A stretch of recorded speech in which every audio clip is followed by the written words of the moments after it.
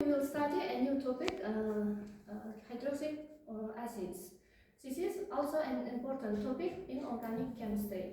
So, hydroxy acids o'zbekcha tarjimasi hidroksiy kislotalar deb nomlanadi. Ularning umumiy formasi bunday. The general formula is written like this.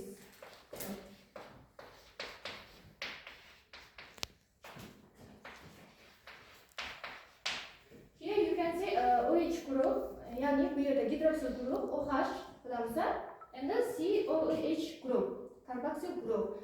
Yani hidroksiy kislotalar bitta modda tarkibida ikki xil guruh bo'ladi, funksional guruh. OH yani hydroxyl group and the COH carboxyl group. This means that hydroxy acids contain two functional groups, and here both that OH and the COH groups are present in the same molecule. Shunga bog'liq hidroksiy kislotalarda ikkita funksional guruh bo'lgani uchun ular hidroksiy kislota ya'ni spirtlarga va karboksil guruhga xos xossalarni namoyon etadi. Endi bularning nimasini ko'ramiz endi klassifikatsiyasi, ya'ni OH guruhining joylashishiga qarab hidroksiy kislotalar bo'linadi. Alfa hydroxy acids, beta hydroxy acids va shu kabi.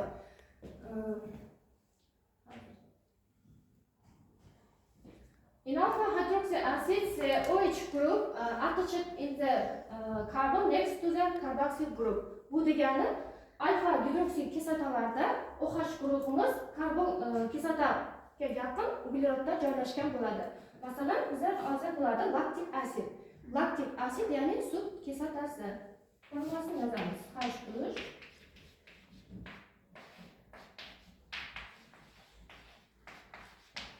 Yani bu yerda nomlanishida alfa ya'ni grek harfidan foydalansak bo'ladi. Bu alfa sut kislotasi. Lactic acid is found in sour milk and muscles during exercise. Yani sut kislotasi nomidan sizga ma'lum, sut kislotasi qayerda bo'ladi? Tarkibida sutning bakteriyalar ta'sirida achish natijasida va fizikaviy mashg'ulotlar bilan ko'p shug'ullanayotgan insonlar organizmida, ya'ni mushaklarida ko'p to'planar ekan. Mana bu sut kislotasi, ya'ni alfa hydroxy acids. Endi beta hidroksiy kislotasini aytadigan bo'lsak, bu yerda OH guruh OH group is attached next second carbon from the carboxyl group. For example,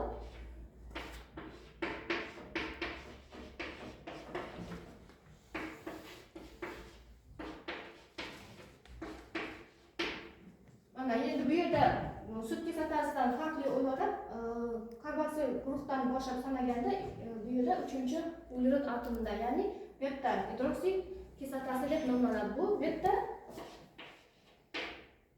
hydroxy acids, nucleic acids deb nomlanadi.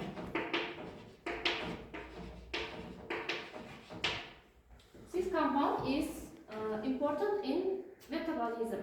Metabolizmni bilasizlar, organizmda uglevodlar, lipidlar va oqsillar almashuvida juda muhim energiya manbai hisoblanadigan. Mana shuni yozib olsangiz bo'ladi. Keyingisi 3-chi, third. Folic hydroxy acids.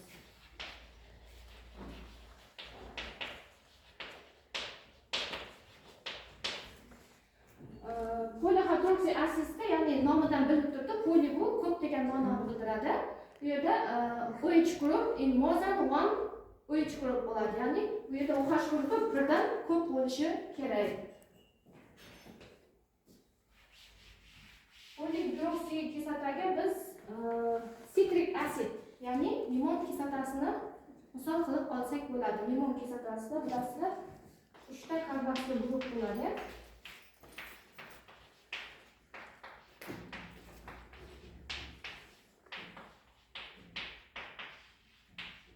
Yani polyhydroxy acidsga misol bo'laoladi bu. Mana limon kislotasi. Limon kislotasi nomidan belgili oziq-ovqat sanoatida qo'llaniladi, ya'ni sitrus mevalarda ko'p bo'ladi. citric acid is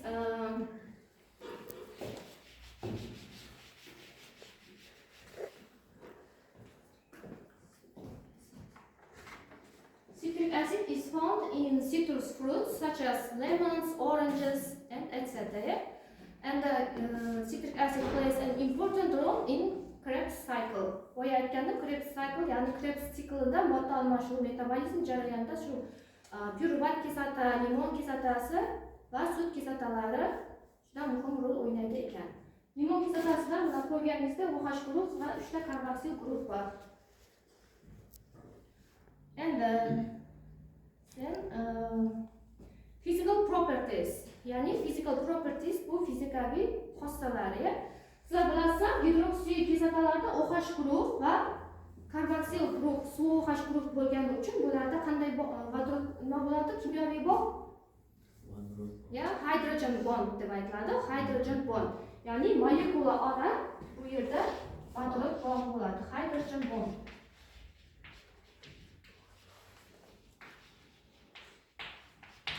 Vodorod bog'i bo'lgani hisobiga bular suvda yaxshi eriydi va hidsiz, rangsiz, asosan rangsiz moddalar, ya'ni suyuqliklar yoki qattiq moddalar bo'lishi mumkin.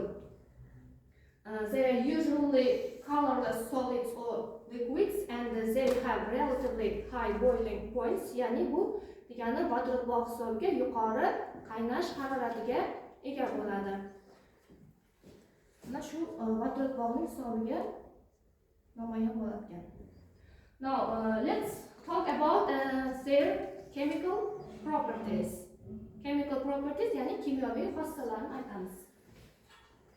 Kimyoviy xossalar shu OH guruhi va SOH karboksil guruh hisobiga boradi ekan. First, esterification reaction.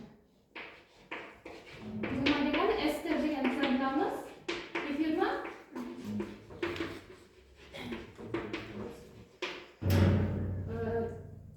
Esterificatsiya reaksiyasida bu yerda OH guruhi va SOH hisobiga bular alkohol, ya'ni spirtlar bilan reaksiya qilishadi. Masalan, sut kislotasi plus etil spirt deya etanolni olib qarasak bo'ladi.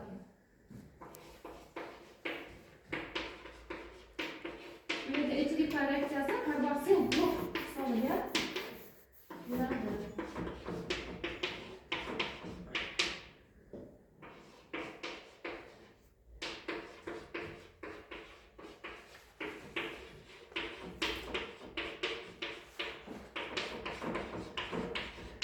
Murakkab efirimiz, ya'ni etil laktat hosil bo'ldi va bir molekula suv ajralib chiqdi. Ikkinchisi, dehydration. Dehydration degan bu yerda suvni ajratib chiqarib yuborishi. Gidroksiy kislotalar o'zidan suvni chiqarib, laktans degan moddalarni hosil qiladi. Ya'ni laktans bular cyclic esters, ya'ni siklik efirlar deb ham nomlanadi. Masalan, umumiy formulani olib qarasak,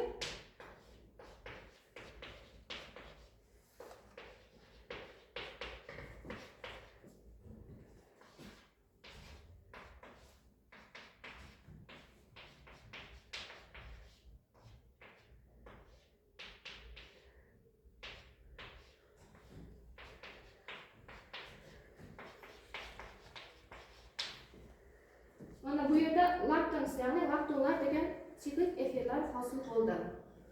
Daftarlaringizga yozib olsangiz bo'ladi. Keyingisi oxidation, ya'ni oksidlanish reaksiyasi. Hydroxy acids can be oxidized and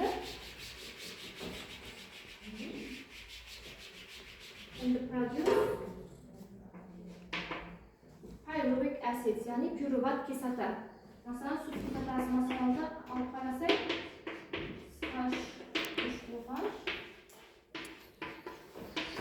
oksidlanish bilan kislorodni qarz ichiga olib yoziladi. Bu yerda pyruvat kislota, ya'ni pyruvic acid bu keto kislota hisoblanadi.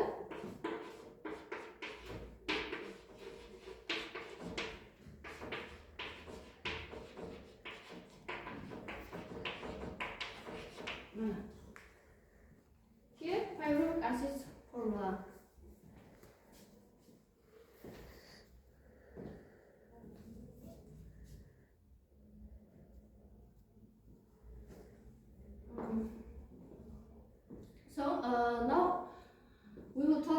their applications, ya'ni gidroksikislotalarning qo'llanishini aytib o'tsak bo'ladi. Hydroxy acids can hydroxy acids an important role in medicine and chemistry, in food production and industry. Ya'ni alfa gidroksikislotalar ma'lum, sizlarda bilasizlar, kosmetika sanoati bor. Kosmetika sanoatida teridagi ajinlarni keltirishda qo'llanilar ekan. Asosan tarkibi alfa gidroksikislotalar bo'ladi ekan. Kimyoda endi oziq-ovqat sanoati bor. Undan keyin boya aytgandek limon kislotasini aytgan. Ular ta'm beruvchi xususiyatga ega pishiriqlar, konditer sanoatida keng qo'llaniladigan. Keyin industriya deganimiz bu sanoatda. Bizlar bilamiz, plastmassa sanoati bor. Hozirgi zamonda juda yaxshi rivojlangan plastmassa ishlab chiqarish, oziq-ovqatlar bo'lsin, paketlarga solib beradi bu ya. Keyin boshqa xomashyolar tayyorlashda qo'llaniladi. Bu yerda laktik asid bor, ya'ni sut kislotasini, ya'ni mikroorganizmlar, ya'ni mikroorganizmlar ta'sirida parchalanuvchi biodegradable plastics deb nomlanadi bu. Ya'ni mikroorganizmlar ta'sirida parchalanuvchi plastmassalar ishlab chiqarishda qo'llanilar ekan. Ya'ni bular tabiatga ziyoni kamroq bo'ladi bularning. Laktik asidlar ulardan tayyorlanadigan plastmassalar.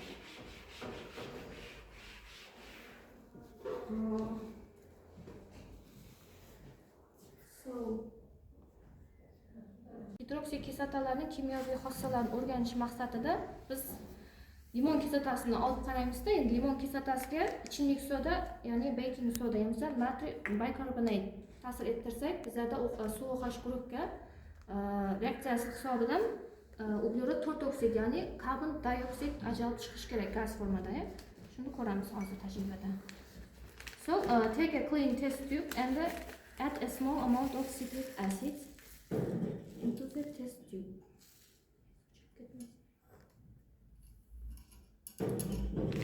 Then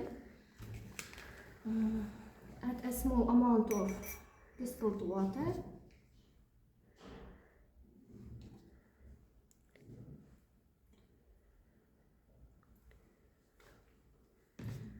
And mix gently until the citric acid dissolves.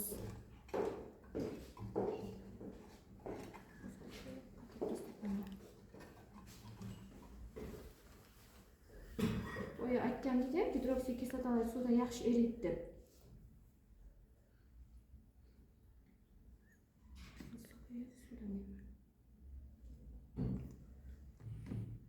Devorlarni qolib ketdi, mazmunlari.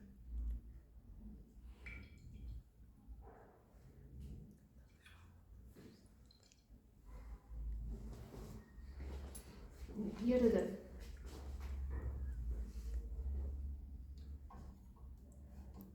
So add a small amount of baking soda.